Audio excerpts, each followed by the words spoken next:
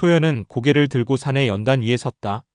그녀의 앞에는 우성그룹의 핵심 임원들, 자신을 하찮게 여겼던 이들, 그리고 입을 다물지 못하는 수많은 직원들이 줄지어 앉아 있었다. 그녀의 표정은 담담했지만 눈빛만은 단호했다. 그녀는 마이크 앞에서 천천히 입을 열었다. 오늘부로 이 회사를 이끌 새로운 대표는 저입니다. 회의실 안은 일순 정적에 휩싸였다. 이어지는 술렁임 속에서 정미라 상무가 자리에서 벌떡 일어났다. 말도 안 돼요. 저 여자는 그냥 평사원이었잖아요. 고아 출신에 백도 없고 아무것도 없는 애였다고요. 소연은 그녀를 똑바로 바라보며 천천히 유언장을 꺼내들었다. 그것은 누가 봐도 낡고 오래된 문서였지만 그 위에 찍힌 우성그룹 회장의 도장이 또렷했다.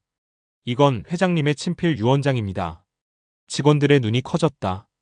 카메라 셔터 소리가 연이어 터졌고 영상팀이 상황을 실시간 중계하고 있었다. 소연은 종이를 천천히 내려놓으며 말을 이었다. 저는 회장님의 친딸입니다. 숨겨진 상속자죠.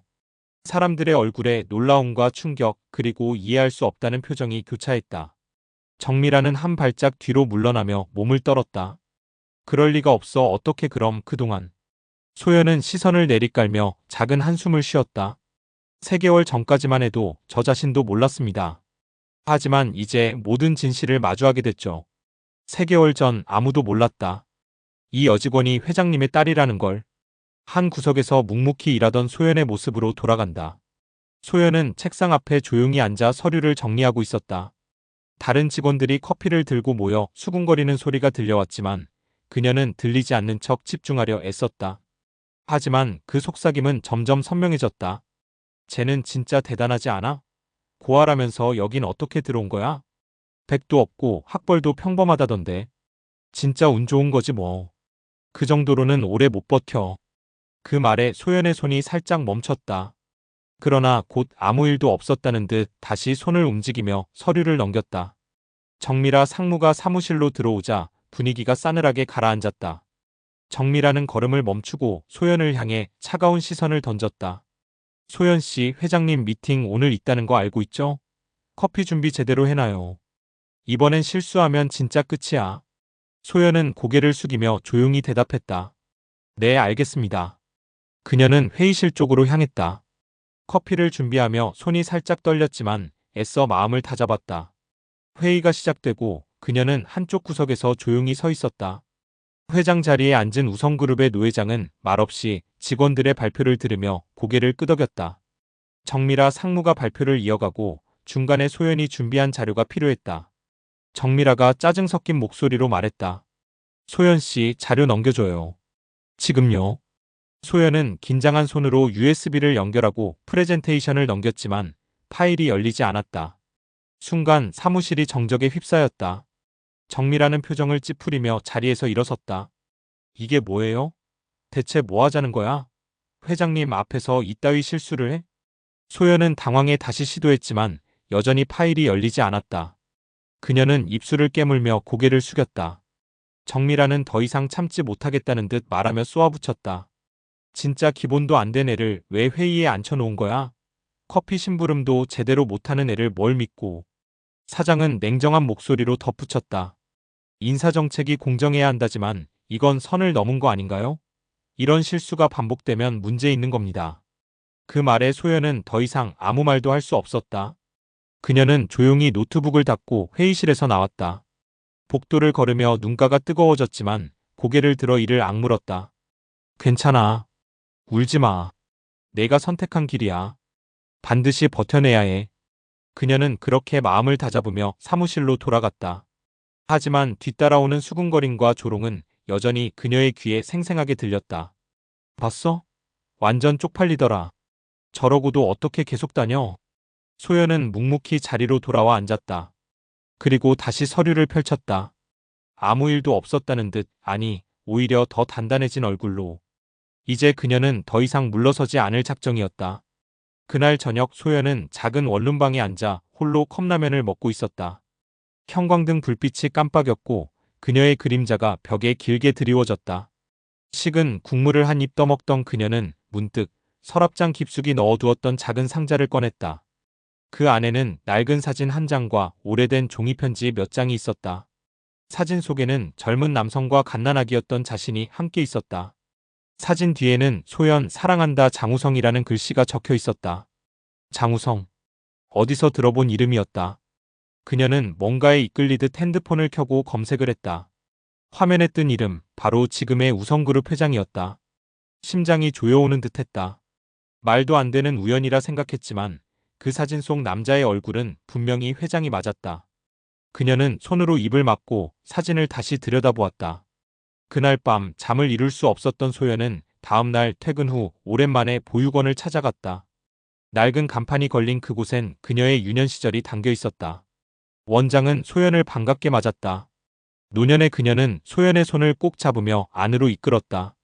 내가 이렇게 커서 다시 찾아올 줄은 몰랐구나. 어릴 땐 그렇게 작고 말도 없었는데. 소연은 망설이다가 사진을 꺼내 보였다. 원장님, 혹시 이 사진 기억나세요? 이 남자 누구인지 알고 계세요? 원장은 사진을 보며 눈을 크게 떴다. 그리고 잠시 말을 잇지 못했다. 이 사진 내가 아주 어렸을 때 데리고 온 남자야.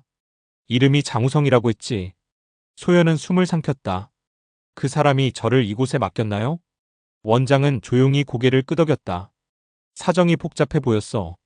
당시엔 기업을 일으키는 중이라고 했고 내 어머니는 이미 세상을 떠났다고. 그럼 저는 그 사람의 딸인 건가요? 원장은 잠시 망설이다가 종이 한 장을 꺼냈다. 낡은 입소 기록지였다. 거기에는 부장우성 모 강민정이라는 이름이 적혀 있었다. 소연은 그 자리에 얼어붙었다. 눈물이 차올랐다. 이제까지의 삶이 한순간에 무너지는 듯했다. 그리고 동시에 퍼즐이 맞춰지는 기분이었다. 그녀는 속으로 되뇌었다. 그 사람 내 아버지였어. 그럼 지금까지 난 그 사람 딸이라는 사실도 모른 채 이 회사에서 눈칫밥을 먹으며 살았던 거야? 그녀의 눈빛이 변했다. 떨리는 손으로 사진을 가슴에 품으며 조용히 다짐했다. 확인해야 해. 진짜인지 거짓인지. 그리고 반드시 내 힘으로 진실을 밝혀야 해. 며칠 후 소연은 조심스럽게 DNA 검사를 의뢰했다. 사진과 입소 기록지, 그리고 우연히 회장이 썼던 유리잔에서 얻은 지문이 담긴 종이컵 하나가 그녀의 손에 들려 있었다. 간호사는 검사 결과는 일주일 뒤에 나온다고 했다. 그 일주일은 너무도 길게 느껴졌다. 회사에서는 여전히 눈칫밥을 먹었고 정밀화는 더욱 노골적으로 그녀를 무시했다. 소연 씨, 이 보고서 틀렸어요.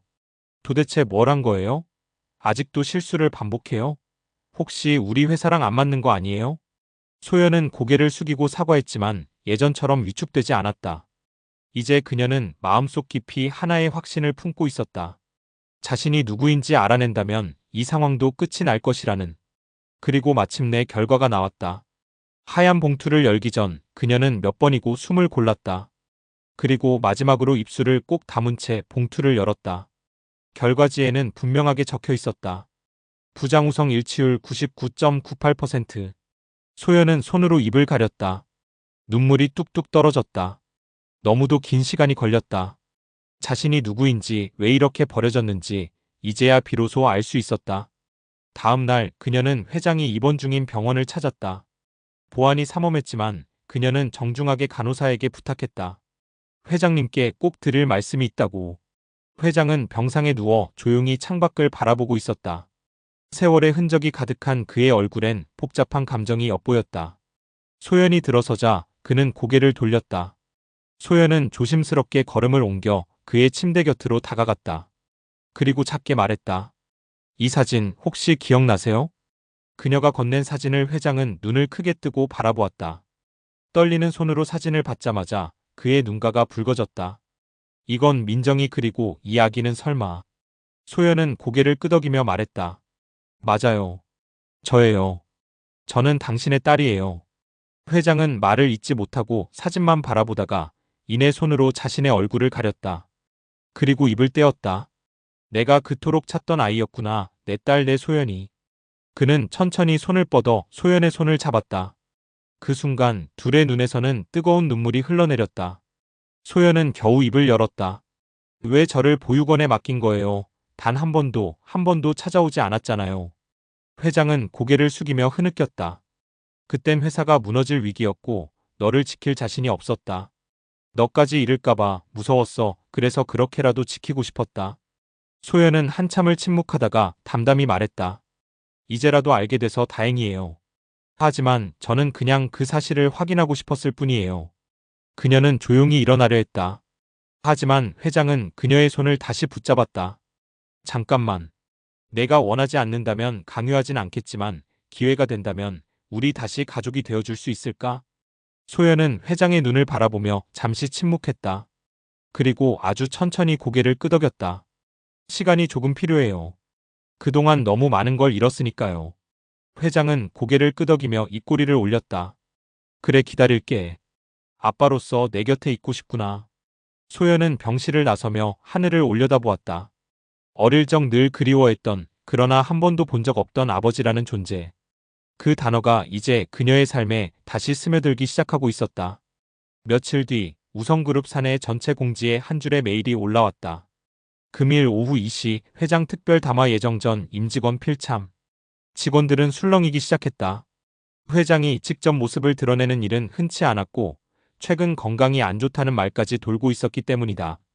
특히 정미라 상무는 묘한 불안감에 사로잡혀 있었다. 설마 그 여직원 때문은 아니겠지? 아니야, 말도 안 돼. 그녀는 손톱을 물어뜯으며 말도 안 되는 상상을 떨쳐내려 했다. 오후 2시 대강당에는 수많은 직원들이 자리했다. 무대 위에는 휠체어에 앉은 회장이 천천히 올라왔고 그 옆에는 소연이 조용히 서 있었다. 회의장이 웅성거리기 시작했다. 소연의 얼굴을 알아보는 사람들도 있었다. 저 사람 소연 씨 아니야? 왜 회장이랑 같이 있는 거지? 회장은 마이크를 잡고 입을 열었다. 목소리는 여전히 위험이 있었지만 그 안에는 분명 감정이 실려 있었다. 여러분, 오늘은 회사의 미래를 위해 아주 중요한 발표를 하려 합니다. 순간 정미라는 등을 곧게 펴고 숨을 삼켰다. 이 자리에 선 이소연 씨는 제 친딸입니다. 순간 회의장은 폭발하듯 술렁였다. 뭐라고요? 회장님의 딸? 말도 안 돼. 회장은 조용히 유언장을 꺼내 들어 보였다. 이것은 수년 전 내가 직접 작성한 유언장이며 법적 효력을 지닌 문서입니다. 회사의 향후 운영과 관련해 나는 내 딸 장소연에게 최대 지분과 결정권을 넘기기로 결정했습니다. 정미라는 자리에서 벌떡 일어났다. 회장님, 아무리 그래도 이건 말도 안 됩니다. 인사 절차도 무시한 채 이렇게 갑작스럽게. 회장은 눈을 가늘게 뜨고 정미라를 바라봤다. 절차? 그 절차를 당신은 얼마나 존중했소? 내가 자리를 비운 사이 당신이 얼마나 많은 불합리한 짓을 저질렀는지 나는 다 알고 있소. 정미라는 얼어붙은 표정으로 말문이 막혔다. 회장은 말을 이었다. 소연은 누구보다 성실했고 묵묵히 일하며 이 회사를 지켜봤소. 나도 늦게나마 그 진실을 깨달았고 지금이라도 바로잡아야겠다고 생각했소. 소연은 조용히 고개를 숙였다. 감정이 벅차올랐지만 그녀는 담담한 표정을 유지했다. 이 순간을 위해 버텨온 시간들이 주마등처럼 스쳐갔다. 회장은 마지막으로 단호하게 말했다. 이제부터 우성그룹의 새로운 중심은 장소연이다. 그 말에 정미라는 주저앉다시피 자리에 털썩 앉았고 임원진들의 얼굴에서도 긴장과 당혹감이 엿보였다. 그날 오후 회장실 안. 소연은 회장의 손을 잡고 조용히 말했다. 감사해요. 아버지. 회장은 눈을 감은 채 고개를 끄덕였다. 이젠 내가 이 회사를 이끌 시간이야. 자랑스럽다, 내 딸. 소연은 천천히 회장실을 나섰다. 그리고 깊게 숨을 들이켰다. 이제 그녀는 더 이상 숨어있는 고아가 아니었다. 우성그룹의 중심, 숨겨졌던 진짜 주인공이 되었다. 그리고 그 여정은 이제 막 시작되려 하고 있었다. 며칠이 흐른 뒤 소연은 회사 내 새로운 소통 공간으로 직원 제안 게시판을 만들었다. 이름만 번지르르 했던 기존 소통 창구와 달리 이번엔 대표 직속팀에서 직접 확인하고 반영되는 구조였다. 이런 시스템이 생긴다고요? 진짜요? 예전 같았으면 상상도 못했지. 소연 대표님 진짜 사람 보는 눈 있네. 직원들 사이에서 조금씩 변화의 바람이 불기 시작했다. 예전처럼 위에서 내리꽂는 지시가 아닌 함께 만들어가는 기업 문화가 조용히 자리 잡고 있었다. 하지만 모두가 그 변화를 반기는 것은 아니었다.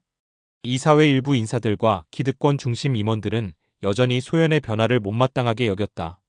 젊은 애가 대표됐다고 회사가 복지단체인 줄 아나? 정미라가 나가서 생긴 공백이 크다니까. 아무리 회장 딸이라고 해도 이건 위험해. 그들은 은밀히 연합을 꾸리고 있었다. 회장을 다시 움직여보려는 시도였다. 하지만 회장은 이미 모든 것을 꿰뚫고 있었다. 어느 날 소연을 따로 불러 조용히 말했다. 사람들이 널 두려워하는 건 내가 약해서가 아니다. 너무 바른 소리를 하기 때문이지. 소연은 고개를 끄덕이며 대답했다. 알아요. 그래도 바꿔야 한다고 생각해요. 제가 아버지 딸이기 때문이 아니라 이 회사의 직원 중 하나였기 때문에요. 회장은 흐뭇하게 웃으며 말했다. 잘했다. 그리고 기억해라. 누가 뭐라 해도 넌 자격이 있는 사람이야. 그날 이후 소연은 더 이상 흔들리지 않았다. 회사 내에서 수십 건의 제안이 실제 제도로 반영되었고 중소협력사와의 계약 조건도 개선되었다. 언론에서는 젊은 대표의 파격 행보, 현장형 리더십이라며 연일 화제였다. 한편 정미라는 외부 기업에 잠시 자리를 얻었지만 오래가지 못했다. 그녀의 과거 전력이 천천히 드러나면서 결국 법적 조치가 취해졌고 뉴스에 실리게 되었다. 소연은 TV 뉴스를 보며 잠시 침묵했다. 복수심 대신 안도와 평정이 밀려왔다. 그리고 다시 서류에 눈을 돌렸다. 아직 가야 할 길이 많았다. 그녀는 사무실 창밖을 바라보며 생각했다. 나는 이제 더 이상 증명할 필요가 없다. 이 자리는 내가 만든 것이니까.